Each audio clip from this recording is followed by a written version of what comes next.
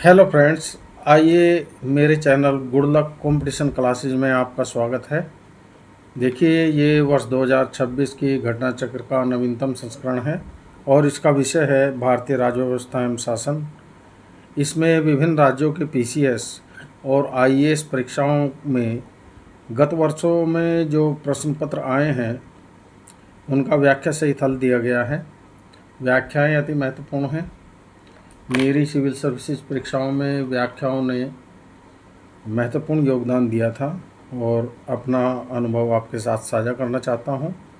आइए, आज का टॉपिक है मूल अधिकार, जिन्हें हम फंडामेंटल राइट्स भी कहते हैं। Question number 120। जब सर्वोच्च न्यायालय किसी व्यक्ति अथवा संस्था को उसके दायित्व के निर्वहन हेतु लेख जारी करता है तो उसे कहते हैं परमादेश। परमादेश का अर्थ क्या होता है? हम आदेश देते हैं। ठीक है,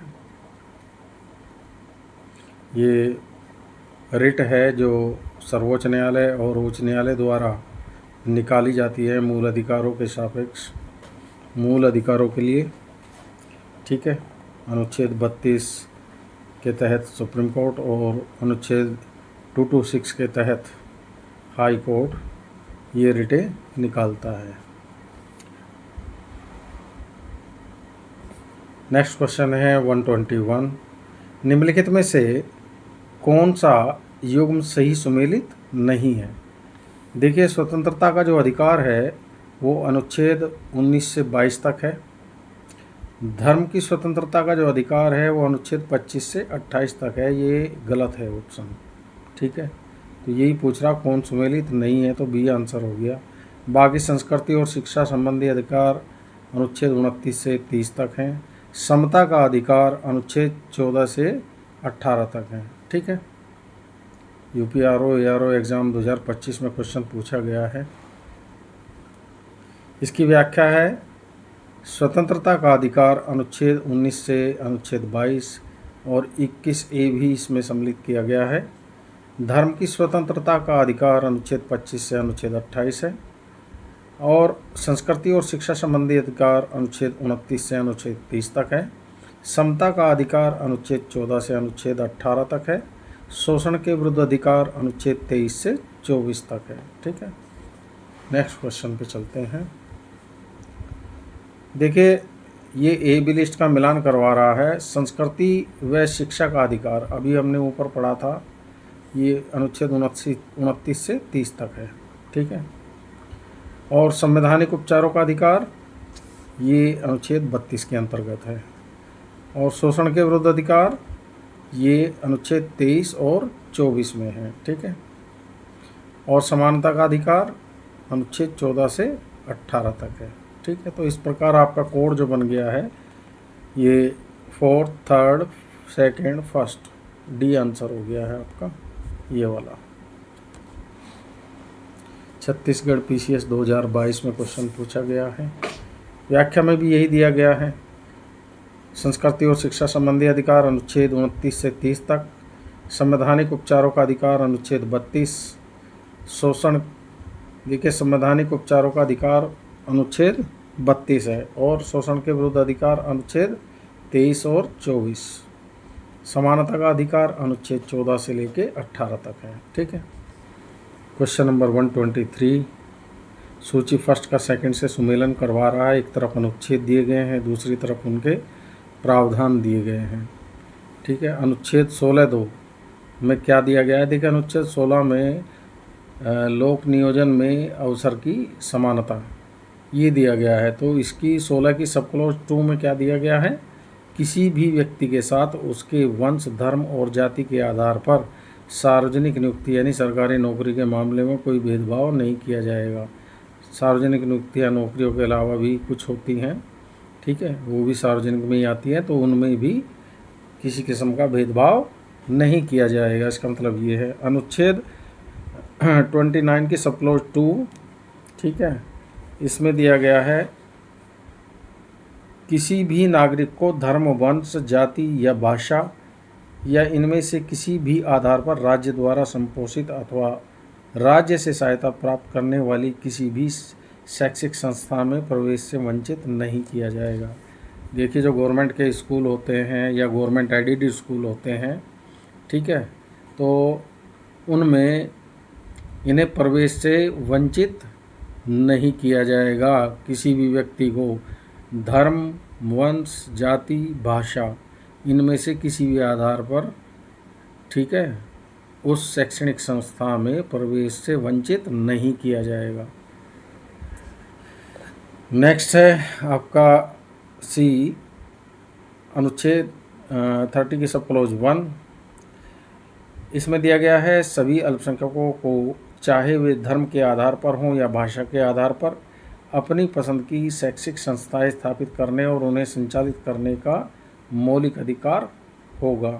ठीक है, तो अनुच्छेद 30 की सब क्लॉज 1 में दिया गया है कि जो धार्मिक और भाषाई अल्पसंख्यक हैं, ठीक है, उन्हें अपनी पसंद की शैक्षणिक संस्थाएं स्थापित करने, उन्हें संचालित करने का मौलिक अधिकार होगा। ठीक है, डी में दिया गया है 31 की सब क्लॉज 1। ठीक है, तो इसमें आपका आ जाएगा 1, किसी भी व्यक्ति को कानून के प्राधिकार के सिवाय उसकी संपत्ति से वंचित नहीं किया जाएगा। देखिए जो संपत्ति का अधिकार था पहले अनुच्छेद 31 की सब क्लॉज 1 में था और 44वें संविधान संशोधन अधिनियम 1978 द्वारा इसे मूल अधिकारों में से हटा दिया गया संपत्ति के अधिकार को, और अब संपत्ति का अधिकार एक कानूनी या विधिक अधिकार है और इसे अनुच्छेद 300 का में प्रतिस्थापित किया गया है। यानी कि अब ये अनुच्छेद 300 का में एक कानूनी या विधिक अधिकार है। ठीक है, तो इस तरह से आपका जो कोड बना है, ए बना है, ये आंसर हो जाएगा ए। ठीक,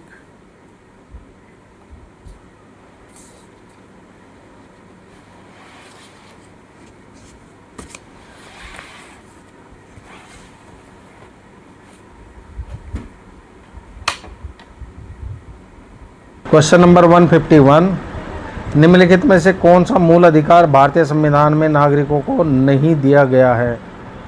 ए दिया है देश के किसी भी भाग में बसने का अधिकार।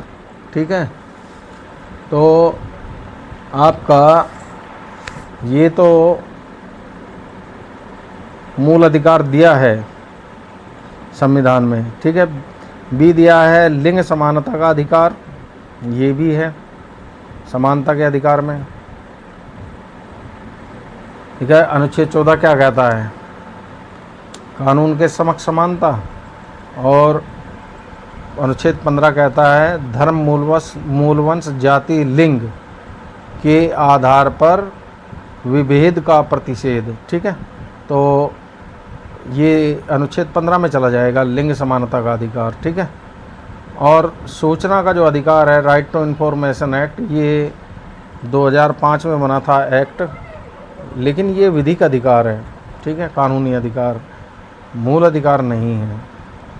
लेकिन सुप्रीम कोर्ट ने कहीं कहीं अपने निर्णयों में माना है कि सूचना का अधिकार जो है वाक स्वतंत्रता के अंतर्गत आता है, अनुच्छेद 19 की सब क्लॉज 1 की सब क्लॉज ए।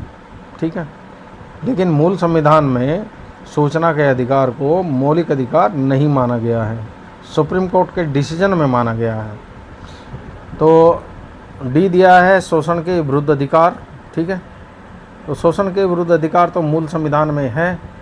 ठीक, तो आपका ये सी आंसर हो जाएगा जो मूल संविधान में नहीं है। सूचना का अधिकार अधिनियम तो 2005 में बना है, सी आंसर। नेक्स्ट क्वेश्चन है, अच्छा व्याख्या देख लेते हैं इसकी। सूचना का अधिकार मूल अधिकार के रूप में भारतीय संविधान में नागरिकों को प्रत्यक्षतः नहीं दिया गया है। यह एक विधिक अधिकार है जिसे सूचना अधिकार अधिनियम 2005 के तहत नागरिकों को प्रदान किया गया है। ठीक है, सर्वोच्च न्यायालय ने अपने निर्णय में सूचना के अधिकार को वाक एवं अभिव्यक्ति की स्वतंत्रता के अधिकार अनुच्छेद 19 की सब क्लॉज 1 की सब क्लॉज का में सन्निहित माना है, अतः इसे मूल अधिकार माना जाता है। लेकिन सुप्रीम कोर्ट ने देखिए क्या कहा है कि भाई अनुच्छेद 19 की सब क्लॉज 1 की सब क्लॉज का जो वाक स्वतंत्रता का अधिकार और प्रेस की स्वतंत्रता का अधिकार भी है, इसी में सूचना का अधिकार भी समाहित है। ये सुप्रीम कोर्ट ने माना है ये बात, ठीक है। तथापि इसका संविधान में लिखित रूप से उल्लेख नहीं है, वो तो मैं पहले ही बता चुका हूँ, ठीक है। चलिए क्वेश्चन नंबर 152, निम्नलिखित वक्तव्यों पर ध्यान दीजिए।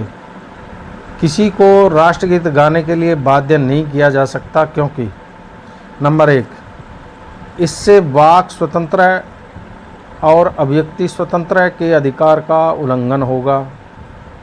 बिल्कुल सही है, ये सुप्रीम कोर्ट के डिसीजन में आया है।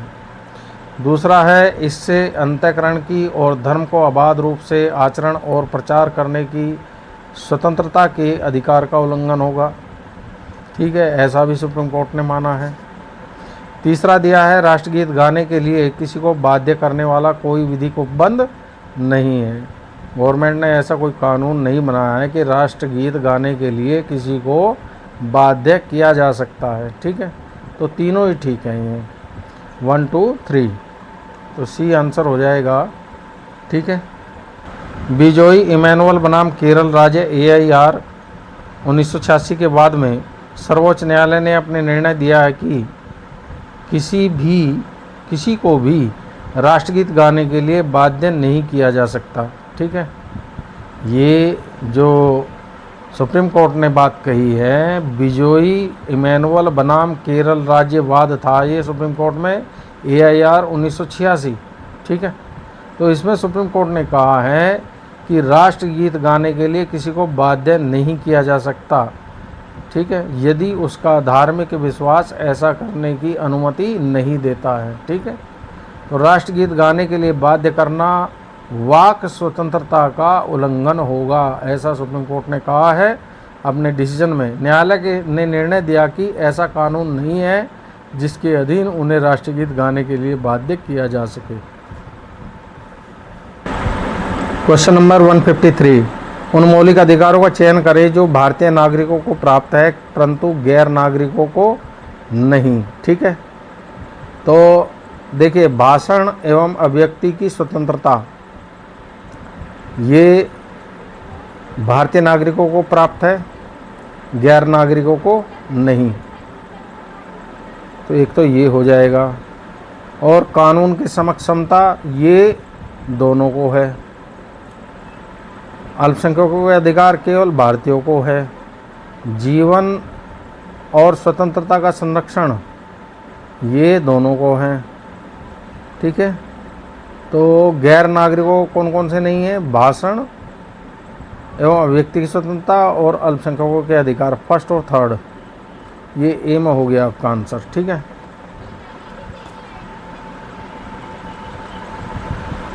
तो इसमें व्याख्या देख लेते हैं। भारतीय संविधान के भाग 3 में वर्णित मौलिक अधिकारों के तहत अनुच्छेद 19 सब क्लॉज 1 की सब क्लॉज का भाषण एवं अभिव्यक्ति की स्वतंत्रता और अनुच्छेद 29 अल्पसंख्यक वर्गों के हितों का संरक्षण मात्र भारतीय नागरिकों को प्राप्त है। यह गैर नागरिकों विदेशियों को प्राप्त नहीं है, ठीक है। जबकि अनुच्छेद 14 कानून के समक्ष समानता का अधिकार और अनुच्छेद 21 जीवन और दैहिक स्वतंत्रता का संरक्षण भारतीय नागरिकों और विदेशियों सभी व्यक्तियों को प्राप्त है, ठीक। क्वेश्चन नंबर 154, निम्नलिखित अनुच्छेदों में कौन से समूह द्वारा प्रदत्त मौलिक अधिकार केवल भारत के नागरिकों को अनुदत्त है, ठीक है। अनुच्छेद 14 में क्या है? समानता का अधिकार, ठीक है, ये भारतीय और विदेशियों दोनों को है। अनुच्छेद 20 में क्या है? अपराधों के लिए दोष सिद्धि के संबंध में संरक्षण, ठीक है। तो ये भारतीय और विदेशियों दोनों को है। अनुच्छेद 23 है मानव के दुर्व्यापार और बलात्सर्म का प्रतिषेध। और अनुच्छेद 30 में दिया गया है शिक्षण संस्थाओं की स्थापना और प्रशासन करने का अल्पसंख्यक वर्गों का अधिकार, तो ये विदेशियों को नहीं है, तो ये कट हो गया आपका। अनुच्छेद 15 में दिया गया है धर्म, मूलवंश, जाति, लिंग, जन्म स्थान के आधार पर विभेद का प्रतिषेध, ठीक है। तो ये वाला अधिकार विदेशियों को नहीं है। अनुच्छेद 21 में दिया है प्राण और दैहिक स्वतंत्रता का संरक्षण, ये विदेशी और भारतीयों को दोनों को है, लेकिन 15 नहीं है तो ये भी कट हो जाएगा। और अनुच्छेद 20 में कहा है अपराधों के लिए दोष सिद्धि के संबंध में संरक्षण। और अनुच्छेद 21 प्राण और दैहिक स्वतंत्रता का संरक्षण, ठीक है। और अनुच्छेद 25 क्या कहता है? अनुच्छेद 25 कहता है अंतःकरण और धर्म को अबाध रूप से मानने की स्वतंत्रता। और अनुच्छेद की 30 क्या कहता है? शिक्षण संस्थाओं की स्थापना और प्रशासन करने का अल्पसंख्यक वर्ग का अधिकार। तो ये 30 जो है ये आपके विदेशियों को नहीं है, ये भी कट हो गया। और अनुच्छेद 15 भी दिया गया है केवल भारतीय नागरिकों को अनुदत्त। 15, 16, 19, 30। 15 में क्या है? वही धर्म, मूल, वंश, जाति, लिंग के आधार पर विभेद का प्रतिषेध। 16 में है लोक नियोजन में अवसर की समानता। और 19 में है स्वतंत्रता, वाक स्वतंत्रता आदि। और 30 में दिया है आपका शिक्षण संस्थाओं की स्थापना और प्रशासन करने का अल्पसंख्यक वर्ग का अधिकार। तो ये भारतीयों के लिए है, ठीक है। तो डी आंसर हो जाएगा इसका। ये राजस्थान पीसीएस प्री एग्जाम 2024 में क्वेश्चन पूछा गया है, तो डी आंसर आपका हो गया। अच्छा, इसमें दिया गया है इसकी व्याख्या में भारतीय संविधान द्वारा प्रदत्त मौलिक अधिकारों में से केवल भारत के नागरिकों को अनुदत्त मौलिक अधिकार शामिल हैं। नंबर 1, धर्म, मूल, वंश, जाति, लिंग या जन्म स्थान के आधार पर विभेद का प्रतिषेध। अनुच्छेद 15 ये केवल भारतीयों को है, ठीक है, भारतीय नागरिकों को। दूसरा है सरकारी नौकरियों के विषय में अवसर की समानता या लोक नियोजन के विषय में अवसर की समानता। अनुच्छेद 16 ये भी केवल भारतीयों के लिए है। वाक स्वतंत्रता आदि विषयक कुछ अधिकारों का संरक्षण। अनुच्छेद 19 ये भी केवल भारतीयों के लिए है। चौथा है अल्पसंख्यक वर्गों के हितों का संरक्षण। अनुच्छेद 29 ये भी केवल भारतीयों के लिए है। और पांचवा है शिक्षा संस्थाओं की स्थापना प्रशासन करने का अल्पसंख्यक वर्गों का अधिकार। अनुच्छेद 30 ये भी केवल भारतीयों को है, ठीक है। क्वेश्चन है 155,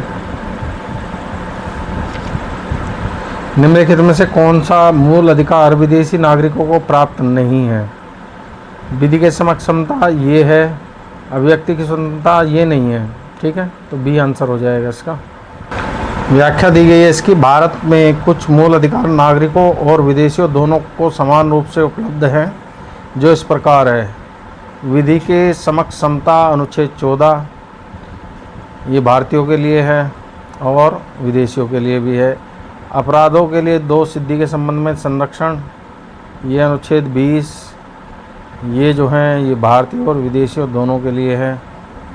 प्राण एवं दैहिक स्वतंत्रता का संरक्षण अनुच्छेद 21 ये भी दोनों के लिए है।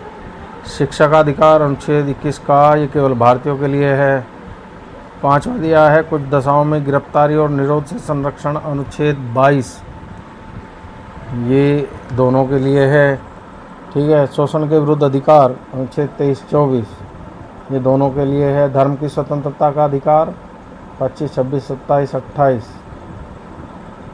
तो ये भी दोनों के लिए है, ठीक है। संवैधानिक उपचारों का अधिकार ये भी दोनों के लिए है, ठीक है।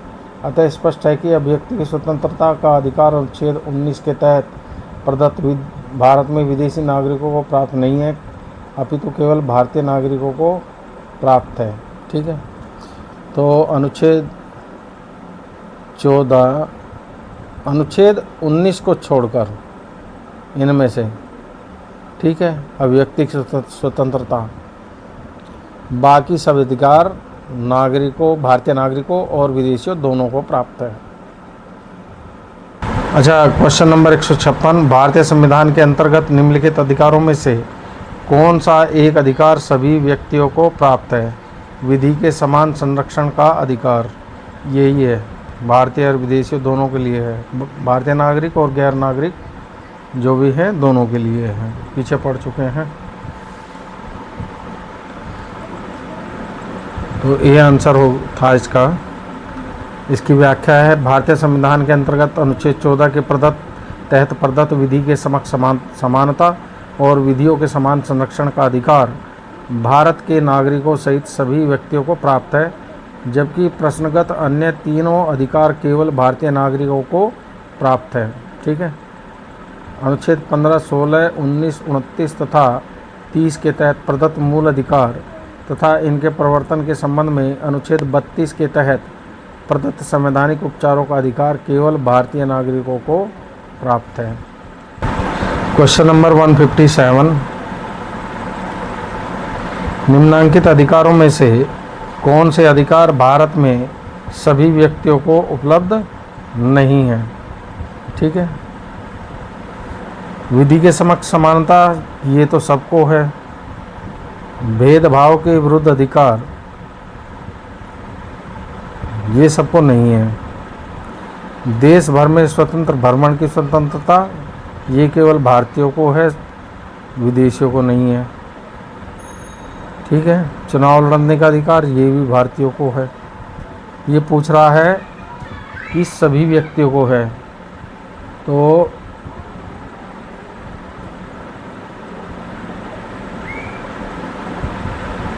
अच्छा, ये पूछ रहा है कि भारत में सभी व्यक्तियों को उपलब्ध नहीं है, तो ये आपका भेदभाव के विरुद्ध अधिकार, देश भर में स्वतंत्र भ्रमण का स्वतंत्रता और चुनाव लड़ने का अधिकार, ये आपके भारतीयों को है, जबकि विधि के समक्ष समता, ये भारतीय नागरिकों को और गैर नागरिकों दोनों को है। नेक्स्ट क्वेश्चन है आपका, इसकी व्याख्या दी गई है। संविधान के अनुच्छेद 14 में उल्लिखित विधि की समक्ष समानता का मौलिक अधिकार भारत में नागरिकों सहित सभी व्यक्तियों को उपलब्ध है, जबकि प्रश्नगत अन्य तीनों अधिकार मात्र भारतीय नागरिकों को उपलब्ध है। क्वेश्चन नंबर 158, भारतीय संविधान द्वारा प्रदत्त निम्न में से कौन सा अधिकार गैर नागरिकों को भी उपलब्ध है? अभिव्यक्ति की स्वतंत्रता केवल भारतीयों को है। देश के किसी भाग में घूमने का और बसने का अधिकार केवल भारतीयों को है। संपत्ति अर्जित करने का अधिकार केवल भारतीयों को है। संवैधानिक निराकरण का अधिकार अनुच्छेद 32, ये भारतीय और गैर भारतीय दोनों को है। ठीक है।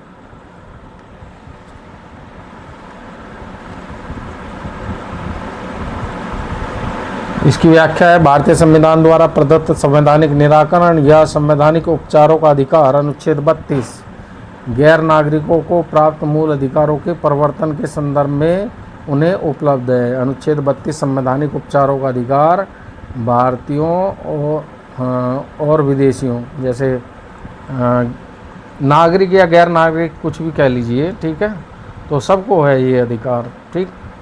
ज्ञातव्य है कि संविधान के अनुच्छेद 300 का के तहत संपत्ति के अधिकार को अब विधिक अधिकार माना गया है और इसे मूल अधिकार में से हटा दिया गया है 44वें संविधान संशोधन 1978 द्वारा।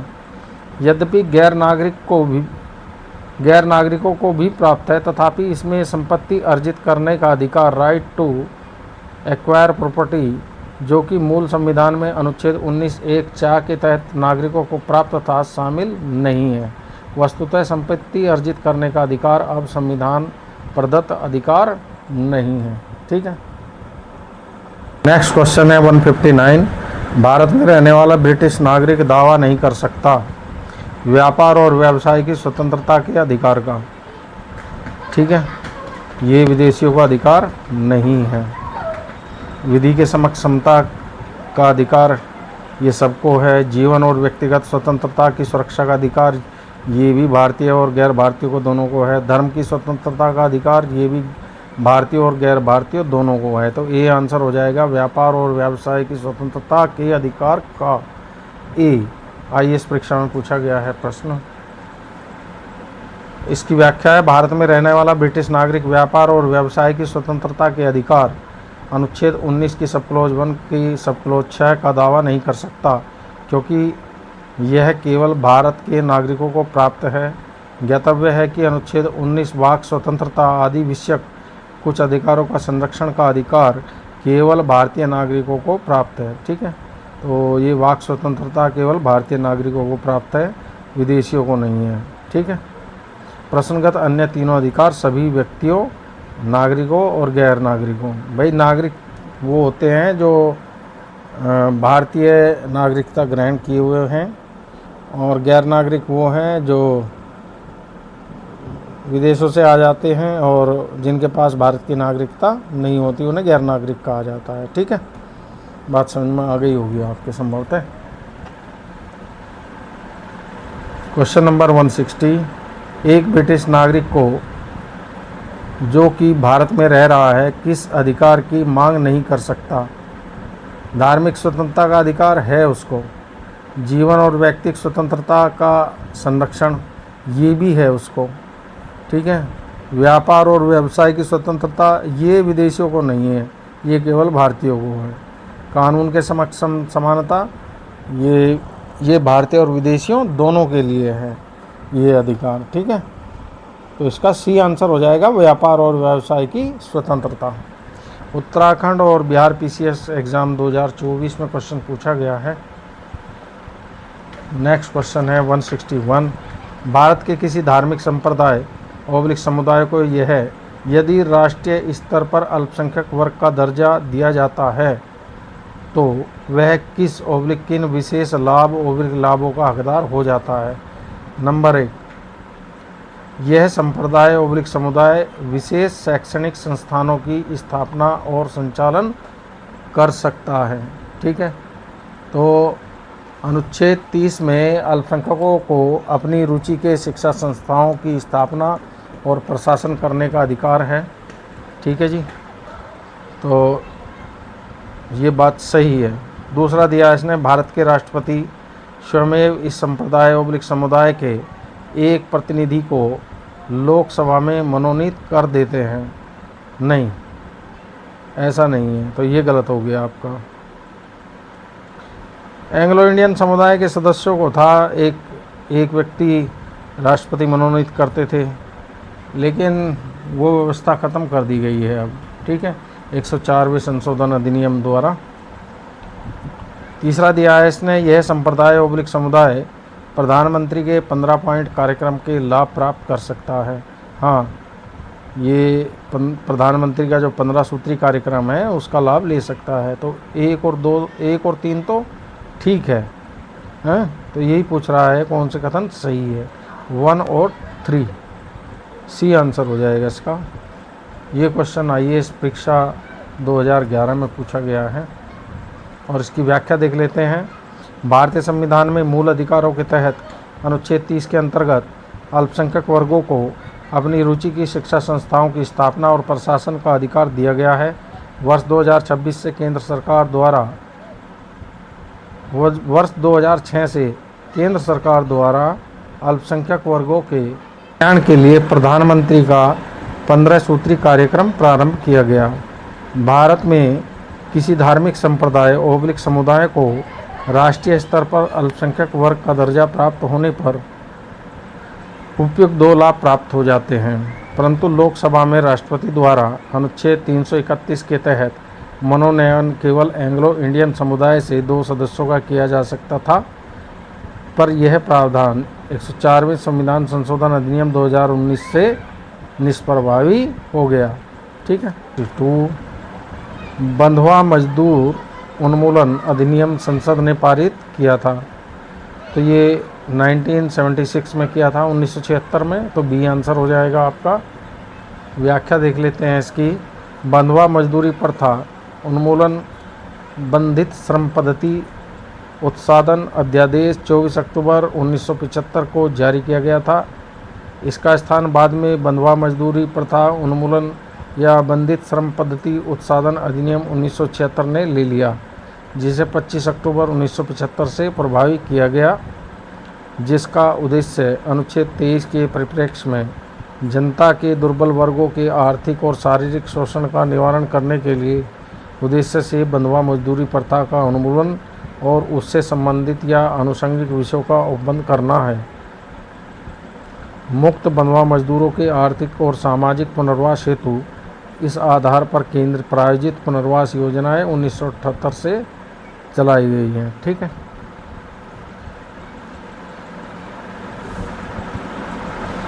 क्वेश्चन नंबर 163, जोखिम भरे उद्योगों में बाल श्रम का उपयोग निषिद्ध किया गया है। ठीक है, तो ये बाल श्रम का जो अनुच्छेद 24 है उसमें कहा गया है कि खतरनाक कार्यों में या कारखानों में जो खतरनाक कार्य हैं या खान में, उसमें 14 वर्ष से कम उम्र के बच्चों को नहीं लगाया जाएगा उन कार्यों में। ठीक है, तो ये दिया है इसने भारत के संविधान द्वारा, और बी दिया है 10 दिसंबर 1996 के सर्वोच्च न्यायालय के निर्णय द्वारा और संयुक्त राष्ट्र के अभिसमय द्वारा या उपयुक्त सभी के द्वारा। तो ये बातें सभी ठीक है, तो उपयुक्त सभी के द्वारा आ जाएगा इसका आंसर। इसकी व्याख्या है, जोखिम भरे उद्योगों में बाल श्रम का उपयोग सर्वत्र निषिद्ध है। भारतीय संविधान के अनुच्छेद 24 द्वारा भी इसे निषिद्ध किया गया है। MC मेहता बनाम तमिलनाडु राज्यवाद में निर्णय में सुप्रीम कोर्ट ने कहा था 10 दिसंबर 1996 AIR 1997 है इसका। AC मेहता बनाम तमिलनाडु राज्यवाद जो सुप्रीम कोर्ट में निर्णय आया था, इसमें उच्चतम न्यायालय ने 14 वर्ष से कम आयु के बालकों को जोखिमपूर्ण बाल श्रम से निषिद्ध किया था। मतलब 14 वर्ष से कम उम्र के बच्चों को जोखिमपूर्ण कार्यों में नहीं लगाया जा सकता। सुप्रीम कोर्ट ने अपने निर्णय में ये बात कही थी। संयुक्त राष्ट्र के बाल अधिकारों पर अभिसमय 1989 द्वारा भी इसे निषिद्ध किया गया है। ठीक है, तो संयुक्त राष्ट्र के बाल अधिकारों पर जो अभिसमय है उसमें भी ये बात कही गई है 1989 में। ठीक है, क्वेश्चन नंबर 164, बिना कर्तव्य के उसी प्रकार है जैसे मनुष्य बिना परछाई के। ठीक है, तो खाली स्थान है, पहले पूर्ति कीजिए। तो अधिकार बिना कर्तव्य के उसी प्रकार है जैसे मनुष्य बिना परछाई के। तो ये अर्नेस्ट बर्कर का कथन है। ठीक है, ये बात जो है अर्नेस्ट बर्कर ने कही थी, तो इसका बी आंसर हो जाएगा अधिकार। अर्नेस्ट बर्कर का कथन है कि अधिकार बिना कर्तव्य के उसी प्रकार है जैसे मनुष्य बिना परछाई के। नेक्स्ट क्वेश्चन देख लेते हैं, क्वेश्चन नंबर 165, भारत के संदर्भ में निम्नलिखित में से कौन सा अधिकारों और कर्तव्यों के बीच सही संबंध है। ठीक है, ए दिया है इसने, अधिकार कर्तव्यों के साथ सह संबंधित हैं। अभी ऊपर हमने जो क्वेश्चन पढ़ा है उसमें यही बात समाहित है कि अधिकार कर्तव्यों के साथ सह संबंधित है, तो ये आंसर हो जाएगा आपका। और ये IAS परीक्षा 2017 में पूछा गया है। नेक्स्ट इसकी व्याख्या देख लेते हैं। भारत के संदर्भ में अधिकार और कर्तव्य एक ही वस्तु के दो चरण हैं। मानव व्यक्तित्व के विकास के लिए अधिकार महत्वपूर्ण होते हैं। ये किसी व्यक्ति को स्वतंत्र कार्य करने हेतु पर्याप्त क्षेत्र उपलब्ध कराते हैं। ठीक है, तो जो किसी व्यक्ति के अधिकार है उसे स्वतंत्र रूप से कार्य करने के लिए ये बहुत हेल्प करते हैं। ठीक है, अच्छा, यद्यपि लोकतांत्रिक व्यवस्था में अधिकारों की विशेष महत्ता है, लेकिन कर्तव्यों की अनुपस्थिति में ये अर्थहीन हो जाते हैं। एक व्यक्ति के पास अधिकार है तो उसे अच्छे कार्यों में अपना योगदान देना चाहिए। व्यक्ति को असामाजिक कार्यों को करने का अधिकार नहीं है। व्यक्ति के अधिकार समाज पर उसके दावे को प्रदर्शित करते हैं, जबकि कर्तव्यों से व्यक्ति पर समाज के दावे का संकेत मिलता है। तो भारत के संदर्भ में अधिकार कर्तव्यों के साथ सह संबंधित है। ठीक है, नेक्स्ट क्वेश्चन है 166, निम्नलिखित कथनों में से कौन सा सही है। अधिकार नागरिकों के विरुद्ध राज्य के दावे हैं। नहीं, अधिकार जो हैं राज्य के विरुद्ध नागरिकों के दावे हैं, उल्टी बात लिख दी इसने। इसमें बी दिया है इसने, अधिकार वे विशेषाधिकार हैं जो किसी राज्य के संविधान में समाविष्ट हैं। ठीक है, तो ये भी बात गलत है। सी में दिया है, अधिकार राज्य के विरुद्ध नागरिकों के दावे हैं। देखिए, मूल अधिकारों में संविधान के क्या कहा गया है कि अधिकार जो मूल अधिकार हैं वे राज्य के विरुद्ध नागरिकों के दावे हैं। ये सी आंसर हो जाएगा आपका। इस तरह से यूपी पीसीएस प्री एग्ज़ाम 2017 में क्वेश्चन पूछा गया। इसकी व्याख्या है, अधिकार मानव व्यक्तित्व के समग्र विकास की अनिवार्य अपेक्षाएं हैं।